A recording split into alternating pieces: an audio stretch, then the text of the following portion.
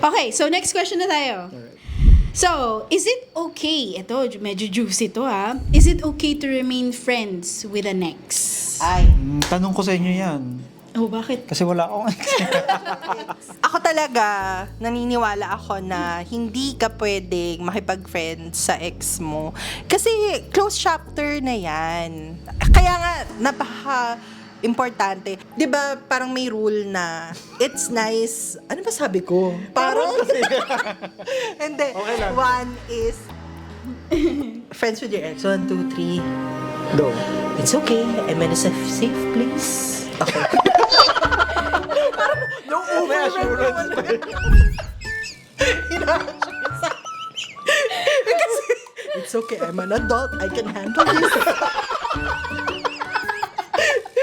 Nakakainis. Hindi kasi, meron akong best Trauma ka friend. ba? Hindi, ito. Meron kasi akong best friend and ano kami, clash talaga kami sa paniniwala na to. Kung nasaan ka man, Jomer Allen Jerez, para sa'yo to. Kasi siya, oo, hindi kasi siya, ang believer siya na hindi, pwede kami maging friends ng mga ex ko, ganyan. Ako kasi, para ang buhay natin, parang libro eh. May mga chapters yan. So, kailangan pagpahingahin mo na siya. It's okay to be friends, like social media friends, like in Facebook, you follow each other sa Instagram.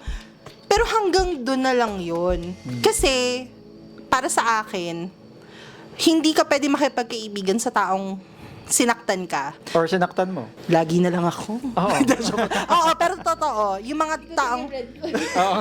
Walking red flag. yung mga taong sinaktan Mga mo. Kasi, alam mo yun, at the back of their mind, na alam nila na hindi mo inisip yung best interest nila. So, it's better na bigyan mo sila ng closure. Tapos, part your ways. Part ways. Ganyan. Oh, feeling ko kasi yung mga tao na nakipag-friends pa sa ex nila, gusto lang nilang i-keep yung friendship. Pero kasi ang hirap mag ng boundary, mag-set ng boundary. Kasi sabi nila, 'di ba, hindi mo talaga ma-unlove yung mga taong minsang naging important sa'yo. Kumbaga, mag-iiba lang yung perspective, ma-outgrow lang. Ano dun pa din yung importance nila sa'yo? Parang, ano dun pa rin sila sa, may special spot pa din sila sa'yo. Kung talagang minahal mo yung tao.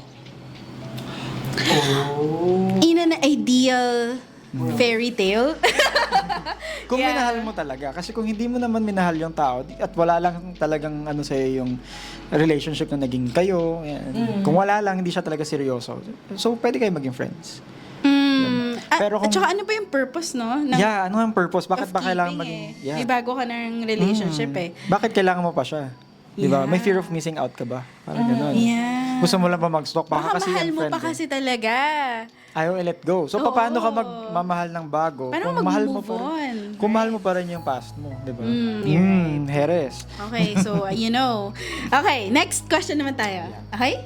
Do you wanna add pa ba or... Sige pa, may gusto ko. Para ko lang. Ano?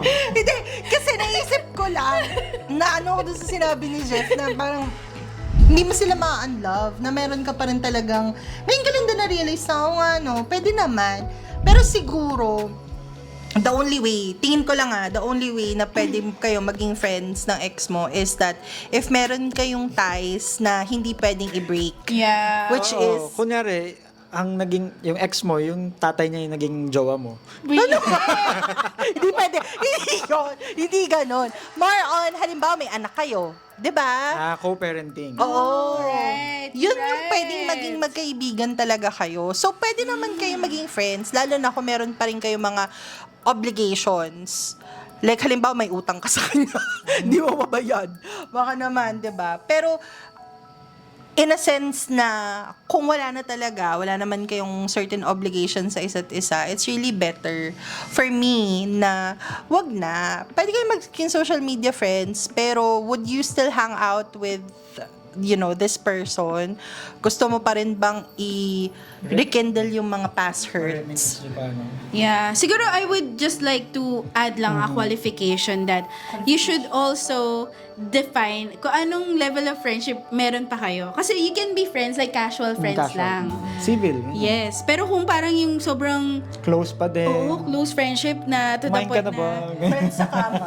Ayun na, friends with benefits. Yan. So, define nyo rin yun. I think when you're in a relationship na with another person, maybe, Respect. oo, respect that person na rin and also like set boundaries na rin sa friend mo na ex. Ganyan. Yeah. Pero yeah. Okay. So, next question naman tayo. So, why do people cheat? So, isa to sa mga spicy question.